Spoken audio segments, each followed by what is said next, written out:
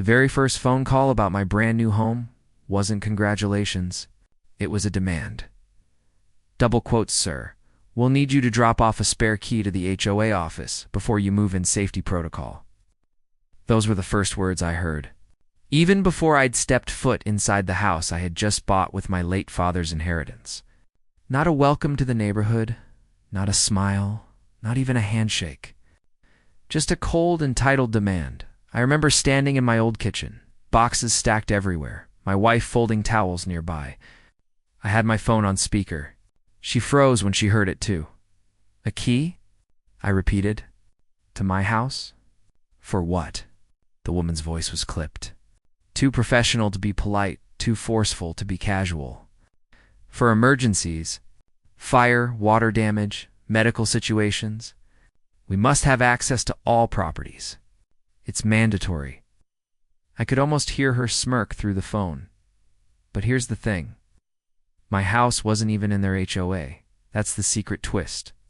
I had bought a piece of property carved out from the original developer's HOA decades ago. The paperwork was crystal clear. My address was surrounded by their community, but not a part of it. It was one of the last independent lots left. An old farmhouse that had been rebuilt and updated.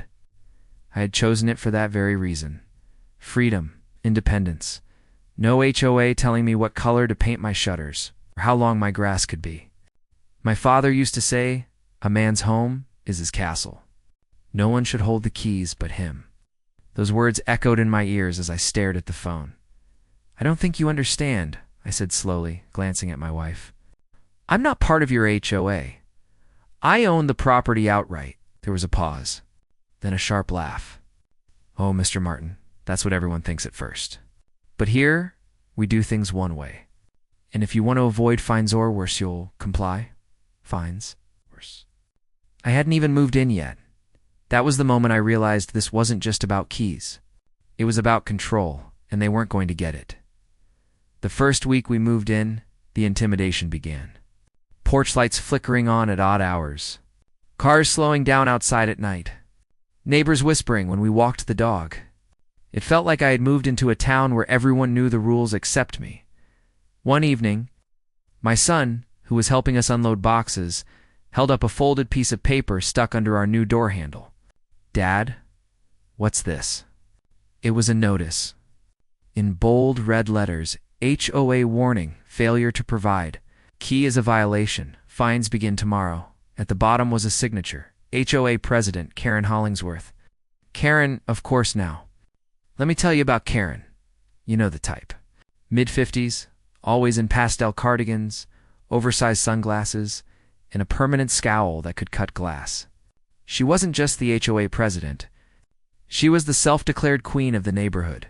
The kind of woman who believed every fence height, every porch light, every blade of grass was her personal kingdom to command the next morning.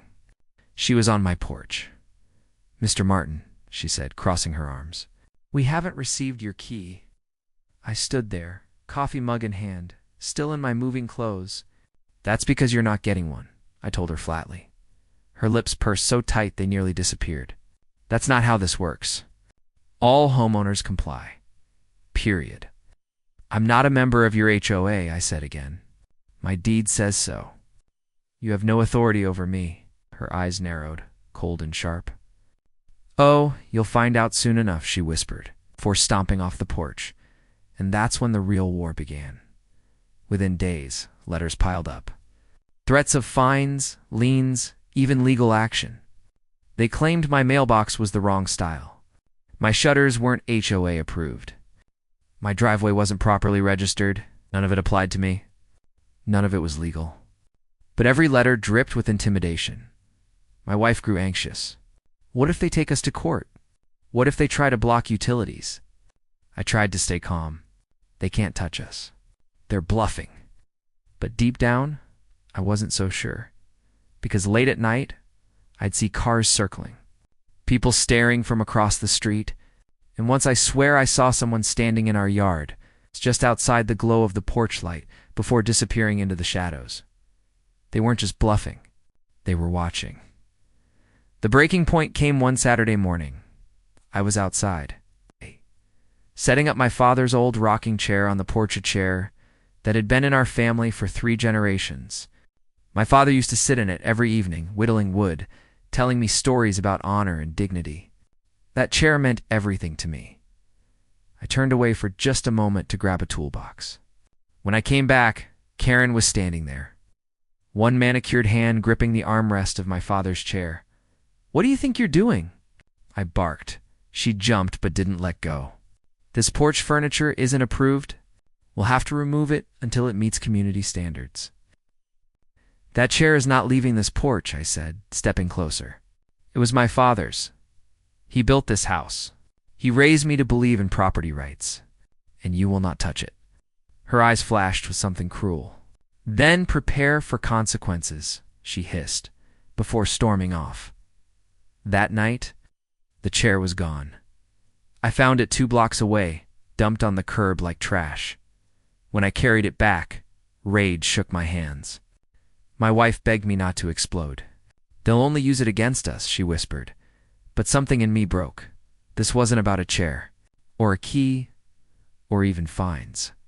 It was about dignity, family, the right to call something yours without someone tearing it away. And if Karen wanted to fight, she had just declared war. That's where I'll leave you for Part 1, because what happened next when I dug into the records, when I exposed the HOA's dirty little secret, when the police and lawyers got involved, was bigger, darker, and far more explosive than even I could have imagined. They thought they could intimidate me into submission. They had no idea what storm was about to hit them. The morning after I found my father's chair tossed on the curb, I didn't feel fear anymore.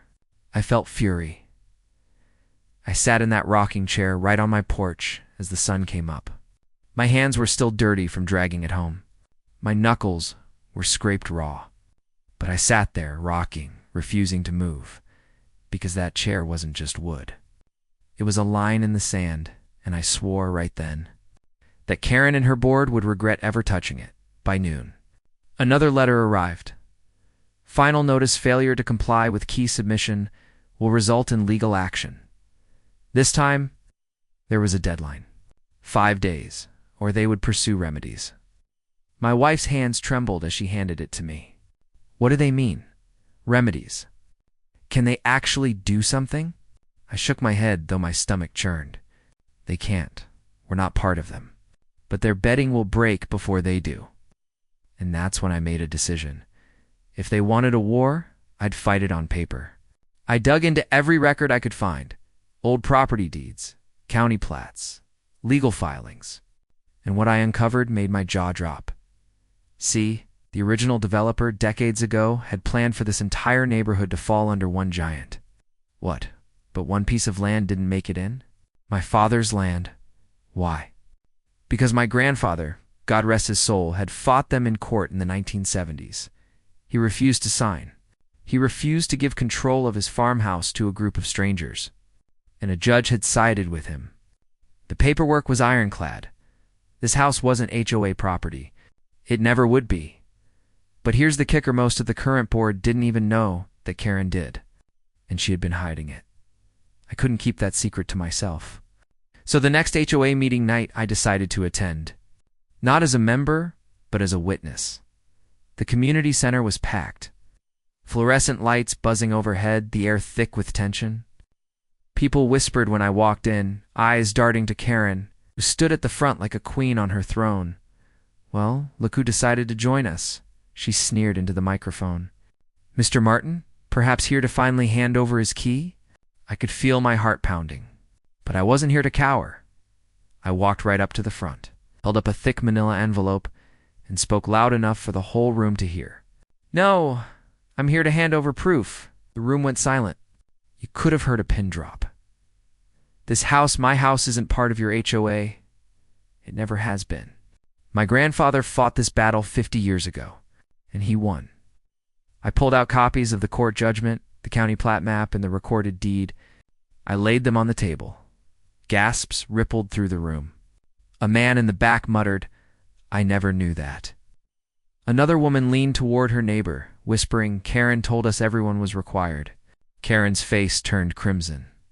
Lies. She snapped, slamming a fist on the podium. These are fabrications. He's twisting documents to undermine community order. But I could see the cracks forming. Board members looked uneasy. Neighbors whispered. The truth was spreading, and Karen knew it. The meeting ended in chaos. People shouting, papers rustling, some demanding answers. I walked out with my head high, but my wife clutched my arm nervously. They're not going to let this go, she whispered. She was right. Because the very next day, the retaliation began. First, the garbage truck skipped our house. Twice. Our bins overflowed. Flies buzzing around while every other driveway was clean. Then, strange inspections started. Someone left notes taped to our door claiming we had unauthorized exterior lighting and non-regulation fencing. None of it applied. One night, around 11 p.m., red and blue lights suddenly flashed outside. 2 sheriff's deputies stood on my porch. Sir, one said, we've had a report of a break-in at this address. My heart sank. My wife stood frozen behind me. There's no break-in. This is my home, I said firmly. The deputies glanced at each other. The report came from the HOA, said the property was abandoned.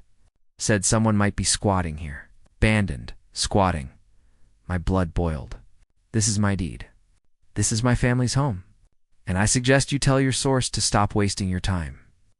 They left, apologetic. But the message was clear. Karen had escalated to using law enforcement as her weapon. The next morning, the son pulled me aside. He was only 19, but his jaw was set firm, just like my father's used to be. Dad, he said, can't keep letting them push you around. This isn't just about a chair or a key anymore. They're trying to scare us out. I looked at him, really looked, and I saw my father's fire in his eyes. You're right, I said. It's time we stop playing defense. So I started documenting everything. Every letter. Every note. Every late-night car parked outside. I installed cameras. Logged phone calls. Even recorded Karen pounding on my door, demanding entry for safety checks. And then I called my lawyer. 2 weeks later, Karen received a letter of her own, cease and desist harassment. Defamation, abuse of authority. The HOA board was formally warned. Any further action against my property would result in a lawsuit. I'll never forget the look on Karen's face when she saw me at the mailbox that afternoon, holding her copy of the letter. She froze, pale, clutching her pearls. This isn't over, she spat. I leaned on the mailbox, calm as could be. No, Karen, for you, it's just beginning. But just when I thought things might calm down, I learned the truth. The HOA wasn't just trying to control me. They were broke. Buried in the county filings I dug through was a financial report. The HOA had been bleeding money legal disputes, maintenance failures, unpaid dues. They were desperate, and Karen had a plan. She wasn't demanding my key for safety. She wanted leverage. If she could rope my property into the HOA, she could slap dues, fines, and fees on me. She could squeeze me for every dollar. This wasn't about rules. It was about survival, and she had chosen the wrong family to target. That night, I sat back in my father's rocking chair. My son sat beside me, holding a folded flag that had once flown above my grandfather's porch. The air was cool. The crickets loud. I thought of my father, of my grandfather. Of the generations who had worked this land with their own hands. This house, I whispered, was bought with sweat and honor. They'll never take it from us. My son nodded, his jaw tight. Then let's make sure everyone sees the truth. That's when the idea formed the move that would expose the HOA's corruption. Once and for all, it wouldn't just embarrass Karen. It would end her reign forever. The morning after my lawyer's cease and desist letter landed in Karen's mailbox, the neighborhood felt different. I could feel eyes on me as I walked the dog. Curtains twitched. Porch conversations stopped the moment I passed. It wasn't just Karen anymore. The whole street was watching, some in quiet support, others in silent suspicion, and a few Karen's loyalists with outright hostility. By noon, the retaliation ramped up. This time, it wasn't just skipped trash pickups or bogus notes. It was vandalism. I walked outside to find my mailbox knocked clean off its post, lying in the ditch like roadkill. My son's old pickup truck, parked in the driveway, had a long, deliberate key scratched down the side and on my front porch railing. Scrawled in thick black marker, "Give us the key or get out." My wife gasped when she saw it. My son's fists clenched so tight, his knuckles went white. "They've gone too far," he growled. I called the sheriff. They took pictures, filed a report, but I could see it in their eyes without witnesses. Without cameras catching face, it was just vandalism, unknown suspects. That's when I knew Karen had gotten bold. That night, a group of neighbors gathered across the street, folding chairs, coffee mugs, watching, whispering. I could hear fragments. "He's not one of us. Ruining everything. Karen says he's dangerous." Dangerous. Karen had started poisoning the well. She wasn't just fighting me with threats anymore. She was smearing me, turning the community against me, and for some, it worked, but not for all. The next day, as I raked leaves in the yard, an older man shuffled over. His name was Frank, retired Navy, Vietnam vet, lived 2 doors down. "Son," he said quietly, "you're right. That house was never theirs. I was here when your granddad fought him off. You've got the paperwork. Don't let them scare you." His voice shook with age, but his words gave me strength. "Thank you, Frank," I said. "Means more than you know." He nodded, lowering his voice. "Not everyone's with Karen. She's been running this place like a dictatorship for years. Folks are scared of her. But me, I'm not. You stand tall? Some of us got your back." I swallowed hard. For the first time in weeks, I felt something stronger than anger. I felt hope. The HOA board, however, doubled down. A week later, I got a certified letter in the mail. Notice of LIEN due to unpaid fines and noncompliance. Your property is now encumbered by the HOA. My jaw dropped. It was nonsense. Pure intimidation. They had no legal authority. But here's the problem: if they recorded that fake lien at the county clerk's office, it could jam up my title. I wouldn't be able to sell, refinance, or even pass the property down without a legal nightmare. Karen wasn't just trying to control me. She was trying to trap me. That night, my wife broke down. "I can't take this anymore." She sobbed, burying her face in her hands. The notes, the whispers, the police at our door. This was supposed to be our dream house. Now it feels like a prison. I pulled her close, my throat tight. "This isn't a prison. It's our home. My father's, my grandfather's, and now ours. And I'll be damned if I let Karen steal that from us." But inside I was scared too, because Karen wasn't stopping. And I had a sinking feeling she was about to cross a line she couldn't uncross. I didn't have to wait long. 2 nights later, round midnight, I woke to a noise outside.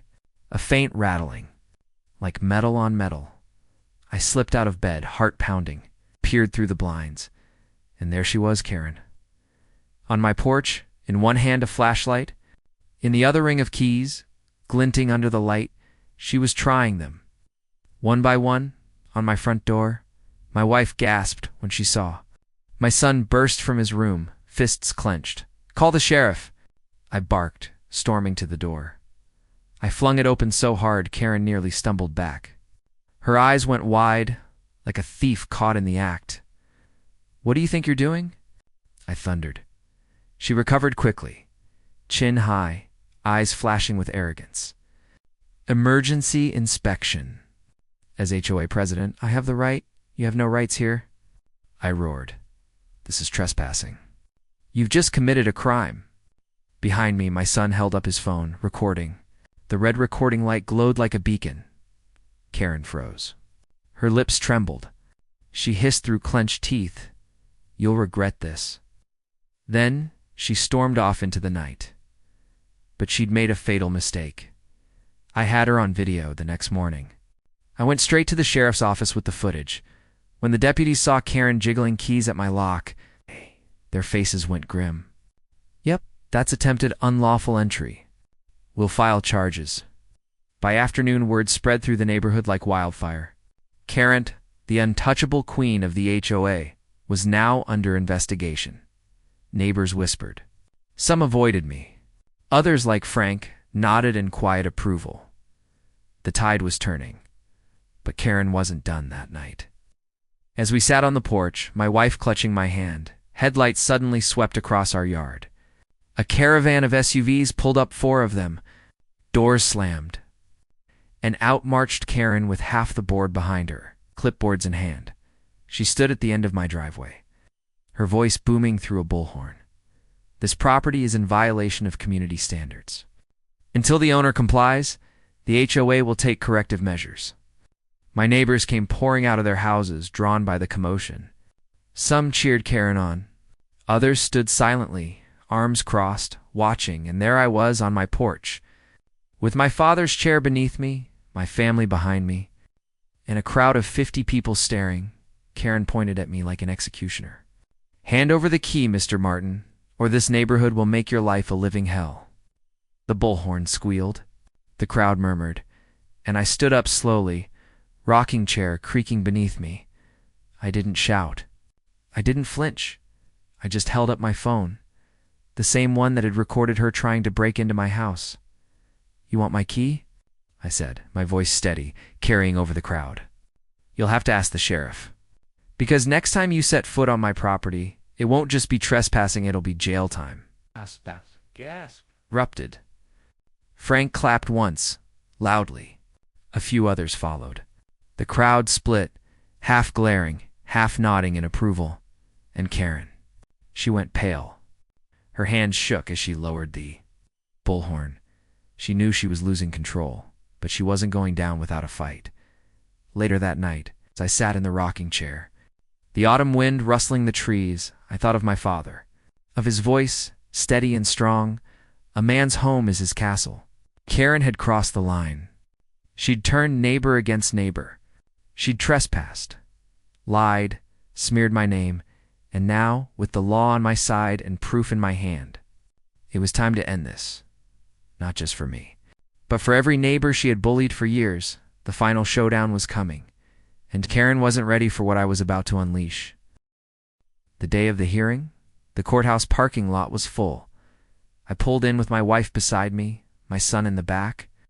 My father's old rocking chair had stayed home on the porch, standing as a symbol. But I carried something else with me that day, a thick binder.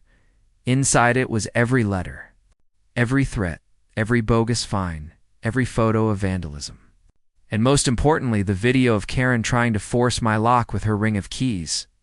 It was evidence. Cold, undeniable evidence. And it was about to end her reign. When we walked into the courtroom, I saw them. Karen and her HOA board lined up like soldiers in pressed suits and smug faces.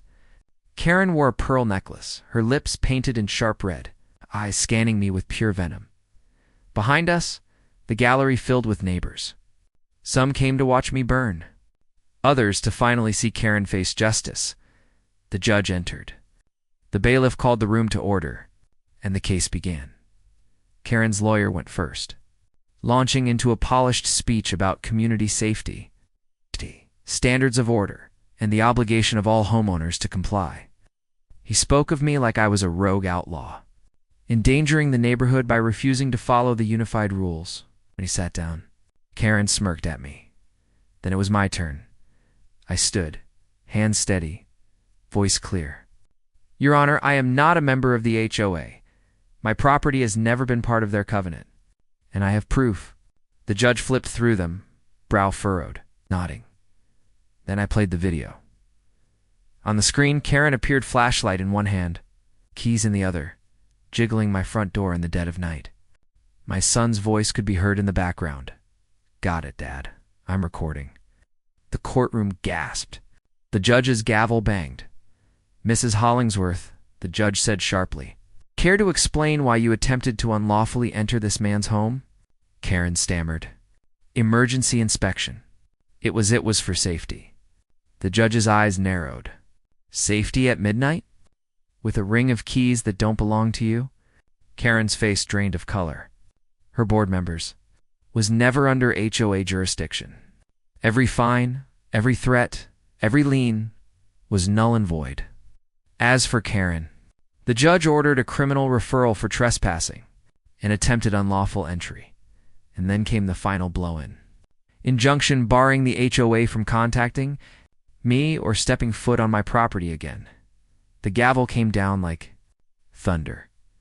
Karen's face crumpled. Her loyalists looked away, shame burning their cheeks. And in the gallery, Frank the old Navy vet smiled wide and clapped his weathered hands together. Others joined him. Applause filled the courtroom until the bailiff banged his baton for order. Justice had spoken, but the story didn't end there. When we got home, my rocking chair waited on the porch. I felt peace. Neighbors slowly began to trickle by. Some to apologize. Some to thank me. A few, ashamed, couldn't even meet my eyes. And then Frank came over, holding a small, folded flag. "This was your grandfather's," he said softly. "He gave it to me once, told me to keep it safe. Said one day his grandson might need reminding what this land means." He pressed the flag into my hands. My throat tightened, my eyes burned. "Thank you," I whispered, because in that moment, I knew this wasn't just about Karen or the HOA or even my house. It was about legacy, family honor, standing up when bullies try to steal what's yours. As for Karen, she resigned from the HOA within weeks, humiliated and disgraced. Her name became a curse word in the neighborhood. The board fractured, neighbors demanding transparency. Some even whispered about dissolving the HOA entirely. The queen had fallen, and me. I sat every evening in my father's rocking chair, my wife beside me, my son proud. Sometimes Frank would wave from his porch. Other times kids would ride bikes past, smiling instead of staring. The neighborhood wasn't perfect, but it was free of Karen's iron grip, and that was enough. Looking back now, I realize something. Life will always have Karens. People who demand keys to what isn't theirs. People who think control is the same thing as safety, but a man's home, his family's legacy is sacred. It's worth fighting for. And when you stand your ground, when you hold on to dignity no matter the cost, bullies crumble. That's the lesson my father taught me. That's the lesson I'll pass on to my son. And maybe, just maybe, it's the lesson Karen learned too, though she never admitted so. If you've ever had an HOA, a neighbor, or anyone try to take what's rightfully yours, stand tall. Document everything. And don't let fear silence you, because dignity isn't given. It's defended. And now I want to hear from you. Have you ever faced a nightmare HOA, an entitled neighbor, or someone trying to control your own home? Share your stories in the comments below. I read every single one. And if you enjoyed this story of justice, revenge, and standing tall against bullies, make sure to subscribe to my channel for more, because trust me, I've got plenty more tales of HOAs, Karens, and the sweet taste of payback.